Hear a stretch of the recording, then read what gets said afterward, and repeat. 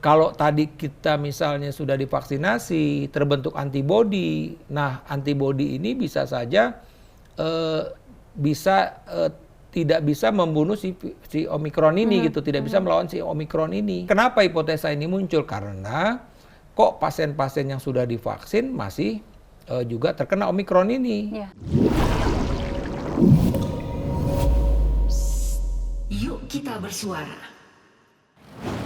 Prof. Arief Fahrial Syam, apa kabar? Baik, alhamdulillah. Akhirnya ya ketemu juga.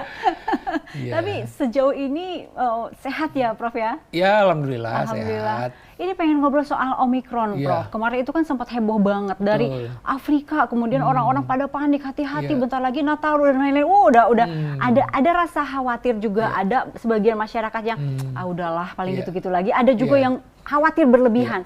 Perlukah sampai seperti itu? Kita khawatir banget sama Omikron? Iya, sebenarnya begini, kita kan trauma ya waktu Delta di bulan Juni-Juli, itu kan luar biasa. Pertama, di saat itu jumlah kasus kita kan meningkat tajam. Ya, yang selama ini misalnya kita mencapai 1 juta itu dalam waktu 5 bulan, itu kan dalam hitungan sebelum 1 bulan kita udah nambah 1 juta. Begitupun angka kematian. Jadi wajar tuh buat kita, mestinya juga takut ketika ada varian baru gitu ya. Yang kebetulan kan juga varian ini oleh WHO disebut variant of concern gitu. Ya. Jadi di awal saya rasa wajar kalau kita memang mesti khawatir. Apalagi masyarakat itu dikasih beritanya Iya. yang ini mudah sekali menular Iya, gitu dari Afrika gitu, ngeri banget. Jadi menurut saya begini, yang mestinya khawatir itu adalah pemerintah di awal sebenarnya. Artinya begini, bahwa pemerintah harus memang mengantisipasi, melihat pengalaman kita waktu Delta itu. Jadi itu. Nah, tentu bagaimana masyarakat juga mesti disampaikan. Toh ini kan apalagi sekarang era digital, masyarakat juga bisa mengakses Cari sendiri informasi, berita, betul. cari berita mengenai Omikron ini. Tapi kalau saya lihat, memang terus terang saja hitungan negara yang bertambah itu memang cukup signifikan. Misalnya kira-kira 10 hari yang lalu saya lihat itu 29 negara yang udah kena. Ini sekarang udah 40-an ke atas gitu loh. Tapi number dari jumlah yang kenanya itu hanya beberapa. Maksudnya beberapa? Jadi hanya 2 kasus, 3 kasus gitu loh. oke. Jadi itu sebenarnya kasus impor. Iya. Jadi ketika misalnya yang di Singapura aja itu kan 2 warga negara Singapura yang memang datang dari Afrika, ya kan gitu. Yang Malaysia kan juga lebih kurang begitu. Kemudian juga Hong Kong kan begitu. Tapi ternyata tidak terjadi transmisi lokal. Maksudnya apa? Tidak terjadi penularan sesama warga. Ya. Jadi artinya tidak nektok, dia tidak menularkan sekitar. Oh, jadi menetap di dia aja. Ya, cuman kan memang karena mungkin juga situasi, artinya kita kan sudah belajar nih dalam 2 tahun ini. Sehingga memang bicara soal karantina, ya bicara soal surveillance, ya termasuk juga surveillance untuk mensequencing, untuk memastikan ketika orang positif itu, dia itu apa sih jenis variansnya, mutannya itu apa, itu udah lebih mudah sekarang gitu loh. Jadi artinya dunia sekarang lebih siap gitu melihat itu. Walaupun tidak bisa dianggap enteng juga begitu ya. Betul, dan benar, saya setuju tidak boleh dianggap enteng, dan saya rasa artinya perlu apa yang kita lakukan saat ini udah pas gitu loh. Jadi pemerintah memang tadi karantina diperpanjang ya kan gitu. Kemudian ketika ada kasus yang positifnya langsung di sequence, ada apa tidak gitu loh. Jadi jelas kita pun juga belajar. Saya rasa semua negara juga belajar terhadap kejadian-kejadian sebelumnya. Dan ternyata evaluasi ini yang memang yang tadinya kita khawatir bahwa ini memang sesuatu yang menakutkan, bahkan lebih virulen atau kita bilang lebih ganas daripada Delta, itu ternyata sampai saat ini tidak terbukti. Nah itu Prof, kemarin itu kan sempat asalnya di Afrika, terus kemudian ke negara mana, sudah sampai ke Hong Kong, Jepang. Ya, karena tadi kasus impor tadi, karena sejatinya kan Afrika Selatan itu kan negara terbuka ya, artinya banyak. Saya lihat, satu cerita yang Portugal itu kan orang main bola dari sana kan gitu. Ketika mereka kembali diperiksa ternyata positif. Jadi kalau menurut saya begini, salah satu kenapa kok kita juga kasus-kasus ini cepat dilaporkan, karena memang sekarang lebih cepat. Artinya tadi ketika dia masuk dalam satu negara, kemudian ini positif, itu langsung kan di sequencing, langsung ketahuan gitu loh. Sebetulnya kalau menurut ya dugaan atau atau apa memang belum ditemukan di Indonesia, tapi sebetulnya udah masuk Indonesia apa belum sih? Ya, saya nggak bisa bilang sudah masuk atau tidak, karena kan faktanya dari hasil sequencing yang sampai saat ini kan belum ada yang positif gitu loh. Belum ada positif itu, Ya, belum terdeteksi. Artinya, atau gimana? Makanya saya bilang dua hal. Jadi kan saya juga nggak bisa bilang karena memang kan belum ada yang positif. Iya. Ya bisa tadi benar, bisa ada dua kemungkinan. Apakah memang ini kasus ini belum ada di kita atau memang tidak terdeteksi. Tapi kalau menurut saya poinnya adalah sama seperti di negara lain, seperti di Hong Kong, seperti di Singapura, Malaysia, dan beberapa negara-negara lain di Eropa, di Amerika, itu adalah kasus-kasus impor gitu loh. Jadi artinya yang penting kitanya memang ketat. Pada saat orang ini masuk kan sekarang lumayan tuh di swab PCR. Yeah. Bahkan saya dengar cerita teman yang baru pulang dari Amerika gitu, kita lebih screeningnya lebih berat gitu loh dalam tanda petik. Kalau mereka tuh nanti aja gitu ya dalam tanda petik ya, makanya nggak seperti kita langsung di PCR langsung itu gitu loh. Jadi menurut saya kita udah bagus nih mudah-mudahan ya. Artinya kita biar cepet deh kalau memang ini ada kasus, tetap prinsipnya apapun kasus ini ketika memang diketahui ini positif kan kita mesti melakukan tracing. Dia kontak dengan siapa aja, nah si kontak ini kita cari terus. Jadi kita uber terus sehingga bisa ketahuan ini udah kena kemana aja gitu loh. Sekarang itu kan sudah mendekati ke akhir tahun nih, Prof ya kan, mau ada Natal, tahun baru, kemarin sempat ada PPKM level 3, kemudian dibatalkan. Nah ini masyarakat nih gimana? Nah, masih harus khawatir atau tidak? Ya prinsipnya begini, saya sampaikan, saya sendiri sebagai dokter yang praktek sehari-hari ya, kita kan saya melakukan tindakan ya, sebelum tindakan itu kan pasien mesti di swab dulu. Saya sampaikan 2 minggu yang lalu ada pasien saya yang udah saya siapkan untuk suatu tindakan, ternyata positif gitu loh. Jadi kasus ini masih ada di tengah-tengah kita, walaupun itu kasusnya ringan. Ya saya lihat juga beberapa rumah sakit, walaupun hanya 1-2 tuh ada. Jadi kasus ini sebenarnya masih ada. Nah, jadi artinya bagaimana? Nah, bagaimana sih virus ini menular dari satu orang ke orang lain? Itu kan virus itu menular kan melalui droplet, ya atau aerosol ketika kita melakukan suatu tindakan.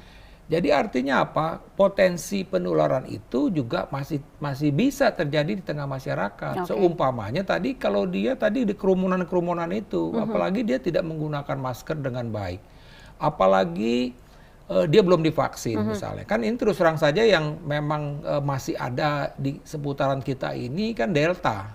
Delta itu kan memang penularannya cepat. Jadi jangan sampai misalnya ada 1-2 orang ini yang memang positif itu menimbulkan outbreak lagi. Ya kita tidak berharap ada satu kerumunan, ada 2-3 orang positif, itu kan bisa bikin rame lagi. Itu kan seperti tadi ini, jadi di sini dia tertular terus lagi ya. Kita kejadian seperti itu lagi berulang. Sementara PPKM level 3 tanggal 24 Desember 2 Januari itu dibatalkan. Berarti kan masyarakat boleh. Betul. Jadi menurut saya begini, ini yang mesti dipahami karena memang kan istilah term PPKM level 3 itu berhubungan dengan peningkatan jumlah kasus. Ya kan? Kemudian juga termasuk kasus kematian, sehingga itu merupakan langkah kita untuk action. Maksudnya bagaimana? Ya tadi harus ada pembatasan-pembatasan, maka di level PPKM level 3. Jadi mestinya sih begini, yang terjadi itu dibatalkan itu bukan berarti bahwa boleh tidak ada pembatasan. Iya, itu mesti paham betul. Itu dibatalkan karena memang ada term yang kurang pas di situ. Yang kalau kita menggunakan term itu kan arti action itu kalau memang terjadi peningkatan kasus. Sekarang ini kan tidak ada terjadi peningkatan kasus, tapi kita mesti waspada. Hati-hati, waspada gelombang 3. Waspada kalau memang tadi terjadi kerumunan. Ya kan, kerumunan kemungkinan kan ada orang yang positif menular kan cukup tinggi. Jadi saya ambil contoh begini deh. Dulu kan kita ada masa-masa sulit di mana positivity rate kita itu sampai 30%. Jadi artinya kalau ada 10 orang ya itu 3 positif. Nah sekarang kan boleh dibilang positivity rate kita udah jauh berkurang, mungkin juga udah di bawah 1 lah gitu ya, pokoknya udah rendah sekali lah gitu ya angkanya ya, kemungkinan positifnya. Tapi kan ketika saya ambil contoh, misalnya oke lah 100 orang 1, nah ada ngumpul 100 orang 1 positif kan bisa nularin. Dibandingin kita kumpul 10 orang, makanya ketika ada permohonan 1000 orang ngumpul, saya bisa bilang 1000 orang ngumpul itu masih bisa loh ada sekitar 10 orang yang positif. Kalau itu kita tidak memperhatikan protokol kesehatan, 1.000 orang ngumpul, itu ada 10 orang positif, itu kan bisa jadi problem lagi. Nah ini yang harus ngatur ini masyarakat sendiri atau pemerintah? Ya saya rasa pemerintah tetap mesti tegas. Apa Artinya, berarti ya artinya namanya tadi nih maksud saya, kita oke lah ini kita bilang ini pandemi masih terjadi, ini sekarang masih pandemi. Bagaimana kita menyikapi pandemi, harus ada pembatasan tetap. Jadi kalau saya bilang tetap mesti ada pembatasan, mesti konsekuen lah. Sekarang kalau kita bilang, oke ini sekarang kerumunan mau berapa? 100, ya udah kita pegang dulu 100.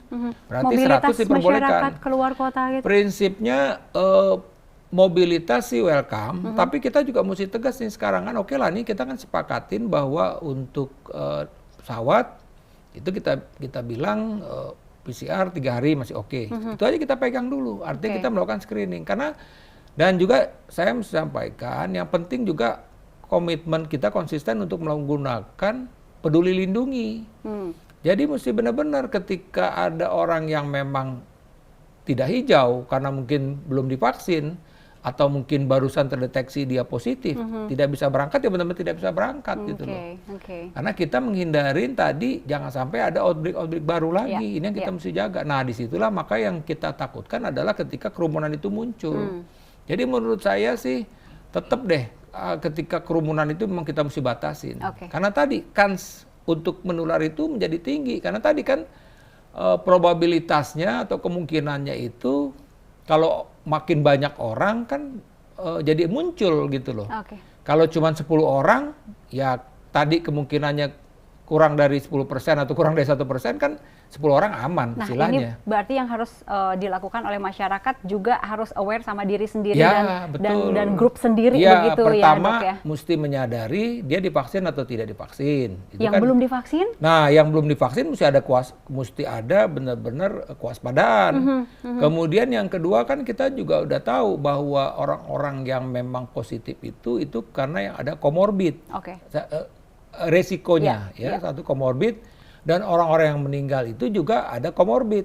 Komorbid apa aja sih kan? Obesitas, kencing manis, ya penyakit kronik misalnya dia memang ada riwayat stroke, ya sakit jantung, kemudian juga mungkin dia ada cancer, survivor cancer misalnya kan.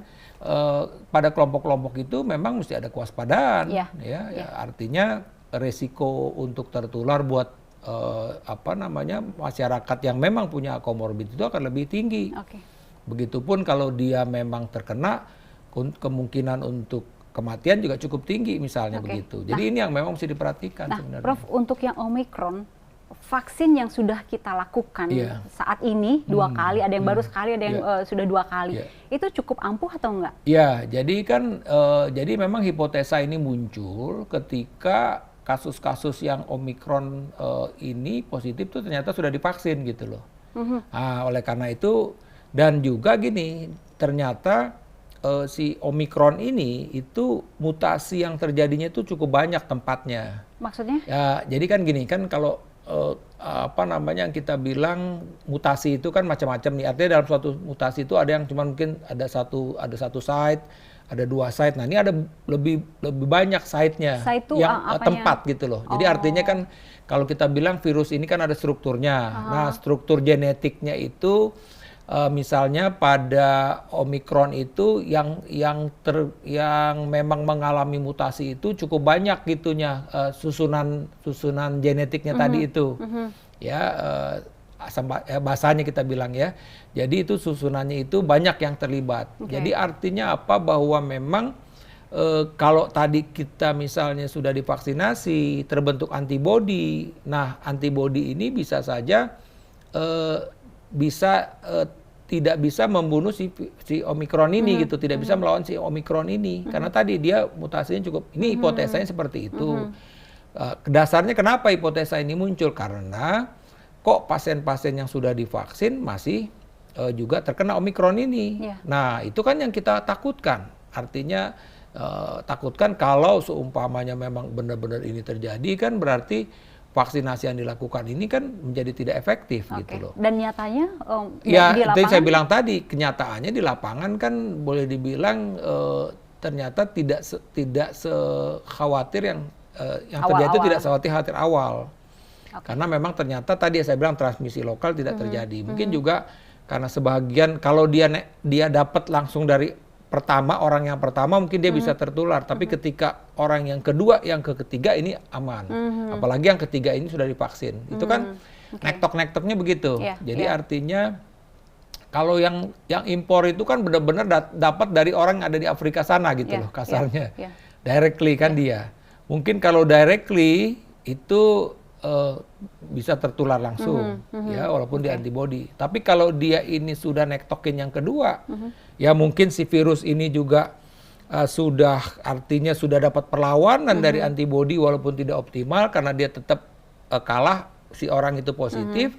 Tapi produksi dari si virus pada orang yang kedua ini daya menularnya ke berikutnya itu menjadi lebih lemah. Nah ini jadi ini ya, jadi kira-kira begitulah hipotesanya gitu, bahasa simpelnya lah gitu ya. Jadi vaksinasi itu memang efektif dan jitu untuk si Omikron dan iya, semua jenis COVID. Kalau saya bilang kan di awal hipotesa itu ternyata tidak terbukti. Kenapa?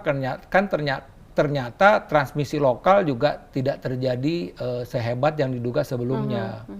Nah, walaupun misalnya beberapa perusahaan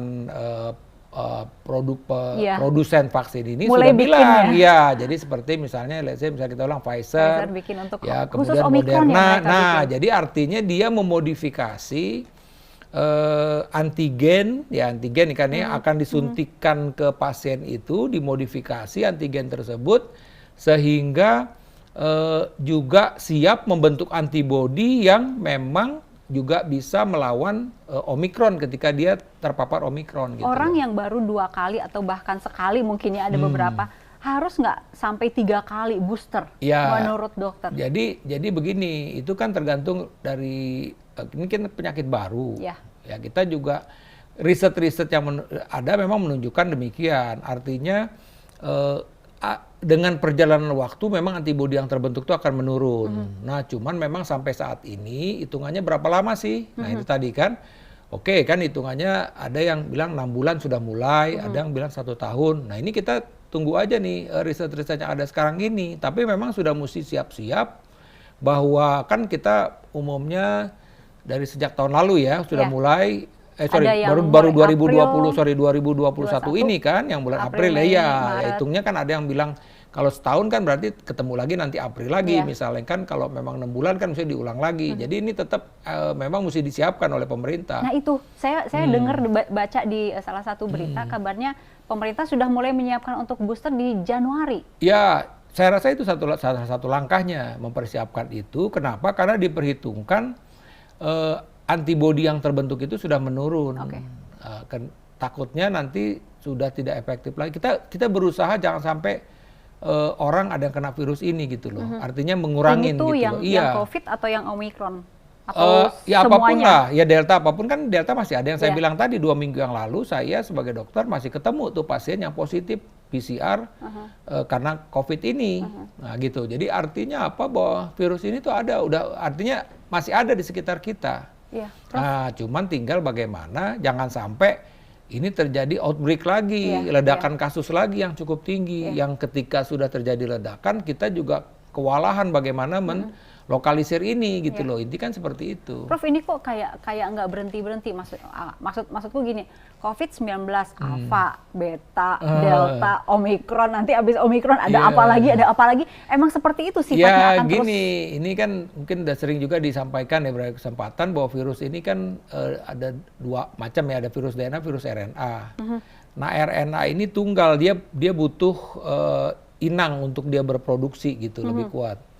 Nah, dalam kondisi seperti ini biasanya virus-virus RNA ini memang mutasinya cukup tinggi karena faktor dari si tubuh pasien, faktor lingkungan, faktor juga join dengan virus lain segala macam itu yang membuat dia timbul. Kan seperti begini, walaupun ini juga baru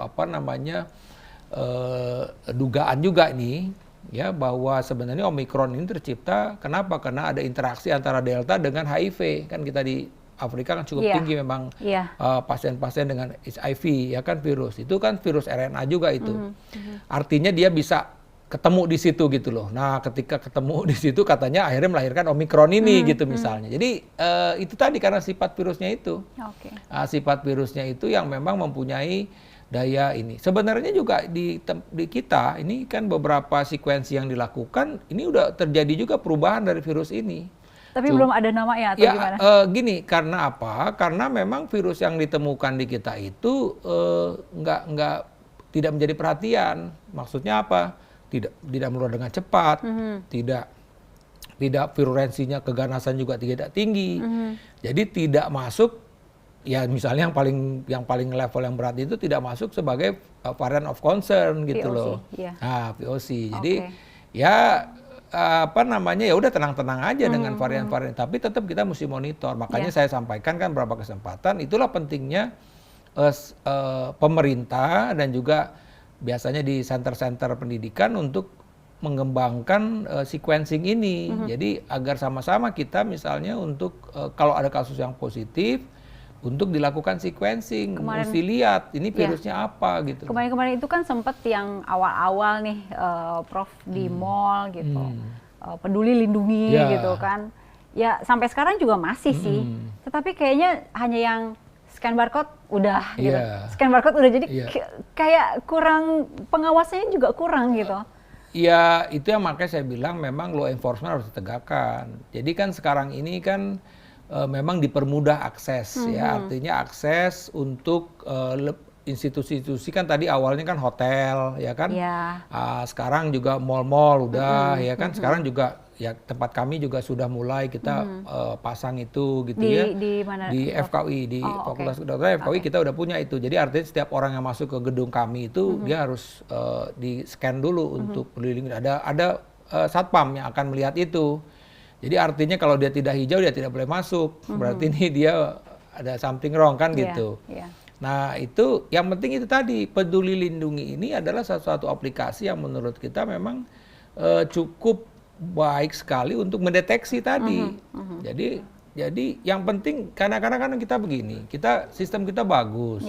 Cuman kadang-kadang tidak konsisten melaksanakan sistem tersebut. Jadi sebenarnya Peduli Lindungi adalah salah satu solusi di mana kita bisa mendeteksi. Intinya kan surveillance. Inti surveillance itu adalah kita harus mendeteksi as soon as possible. Cepat-cepatnya nih kalau ada kasus cepat ketahuan.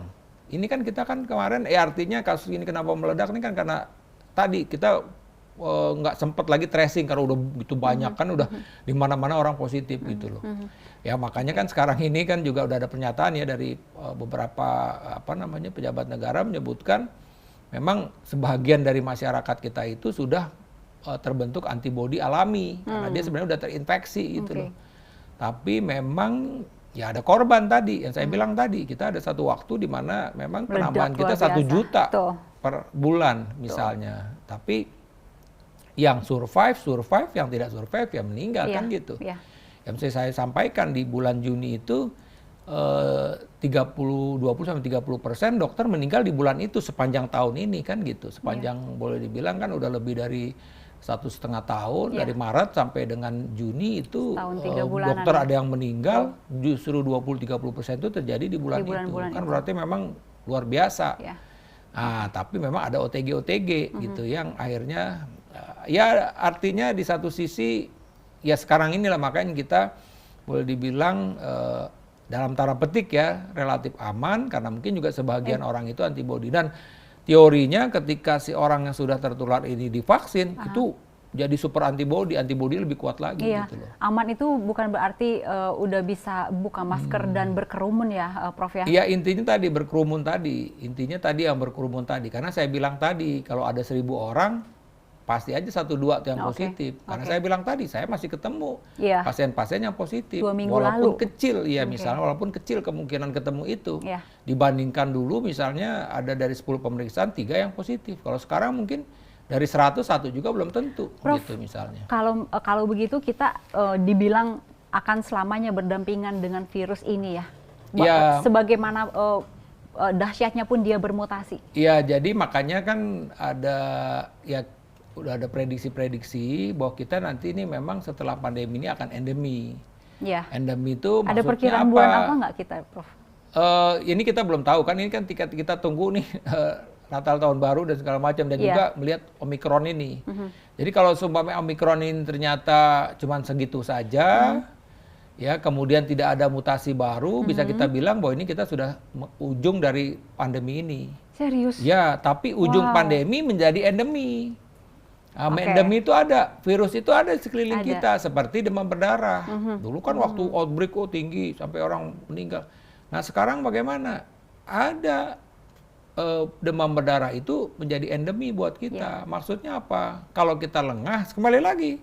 Kalau kita lengah, misalnya udah jelas itu ada tempat penampungan air di dalam rumah bersih. Nah, disitulah tempat nyamuk Aedes aegypti ada di situ kan gitu. Nah, ini tadi kalau nyamuk itu nempel di situ, nanti ada virusnya, virus dengue-nya, tertular kita. Sama. Ya ketika misalnya ada orang yang memang oke lah nih tadi si SARS-CoV-2 ini ketinggalan gitu, ya bisa aja dia itu tadi yang kita jaga, jangan sampai outbreak, jangan sampai terjadi. Dokter mengatakan yang sudah vaksin kurang lebih 70%. Ya, itu 1-2. kan sekarang update terus ya data itu. Jadi yang pertama itu kan boleh dibilang kita udah mencapai 70%-an lah. Yang tapi itu vaksin 1. Ya, vaksin 1, tapi memang tidak, ini kan secara umum ya, artinya ada beberapa provinsi yang memang masih rendah, masih di bawah 50%. Ini memang PR ya beberapa provinsi. Nah yang keduanya juga masih sekitar 50%. Jadi sebenarnya kita mesti kejar ini dulu. Jadi jangan sampai si delta yang masih ada di sekitar kita kan, karena tetap kan tiap hari kan masih ada kasus baru. Ya walaupun sudah di bawah 500, tapi ini kan berarti masih ada loh pasien-pasien yang mengandung virusnya walaupun sangat-sangat rendah. Jadi kita mesti tetap mengantisipasi gitu loh. Prof, serius ya bahwa Omikron di Indonesia ini belum ketahuan? Iya sampai belum sejauh ketahuan ini. gitu. Ya karena kan kalau kita kan sekarang ini kan semua sudah terbuka. Ya artinya dan juga artinya ada institusi yang bisa udah periksa gitu loh. Jadi nggak ada lagi barang yang ditutup-tutupin sebenarnya. Ketahuannya itu dari PCR ya, atau jadi antigen? jadi ketika PCR positif, ya kan kemudian dicurigain, apalagi sekarang ini memang pemerintah berusaha semua pasien yang positif dari luar itu diusahakan untuk dilakukan sequencing. Nah di sequencing itulah nanti ketahuan gitu loh. Nah di sequencing ini kan kalau dia sudah ini kan dia mesti upload ke GISAID itu. Jadi kita pun sebenarnya orang awam ya, tapi mungkin kalau orang awam nggak ngerti ya. Tapi kalau saya ya sehari-hari saya bisa lihat itu, saya bisa lihat perkembangannya. Sejauh ini negara berapa aja sih yang nambah lagi kan gitu ya. Makanya saya bilang tadi, saya bisa bilang dalam hitungan 10 hari itu nambah lagi sekitar belasan negara yang terkena gitu loh ya. Seperti tadi Malaysia sudah ada, Singapura sudah ada, misalnya kan masa gitu. Indonesia enggak sih? Nah, gitu. tapi kan tadi kasusnya kan juga dikit ya.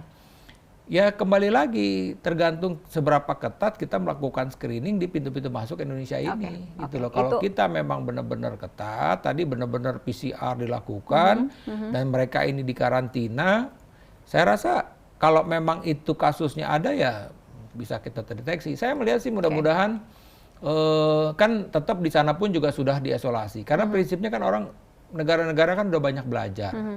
Artinya ya kita mungkin, bukannya kita ini kan dulu ceritanya kan di Wuhan itu kan di awal-awal ketika ini di blok malah 50% orang di sana kan pada kemana-mana kan gitu. Berarti kan dia menyebar, artinya dalam tanda petik secara tidak sengaja kan ini. Nah, kalau sekarang kan benar-benar dikunci.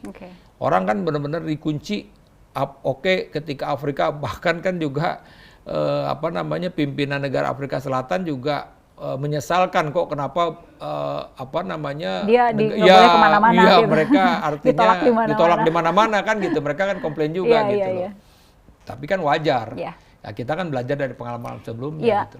Untuk yang khusus Omikron ini jangan sampai seperti di awal-awal COVID dulu. Prof masih ingat nggak di awal-awal tahun 2020? Wah, COVID nggak akan masuk Indonesia gitu. Wah, nggak akan kuat di negara tropis. Jangan sampai diremehin begitu ya? Ya, itu kan hoax dulu kan. Artinya itu kan sebenarnya. Untuk Omikron ini jangan dianggap remeh juga. Makanya itu saya bilang kita mesti belajar. Ketika di India, Delta di awal di India kan kita juga udah ingetin juga sebenarnya. Ternyata kan kita kebobolan, datang dari udara, datang dari laut, ya kan, dari ini kita. Jadi akhirnya kan dalam satu beberapa kota kan dia pulang ke kampungnya, ternyata udah nyebar, udah. Kalau udah kita bilang transmisi lokal yang luas sudah susah. Oke, Gitu loh. oke, Prof. Ini untuk masyarakat nih, Ya. kan sekarang akhir tahun nih. Ya. Prof ingin himbau apa saja?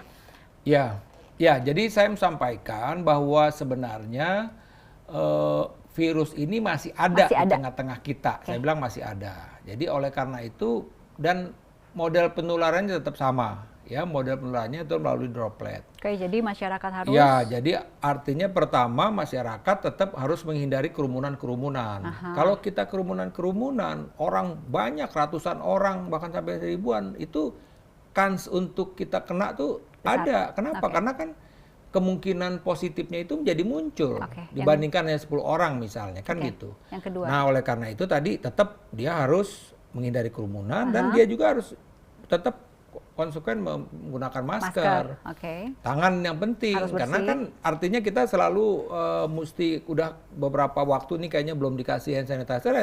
Kalau kesempatan kita cuci tangan, kita nggak tahu Oke. kan.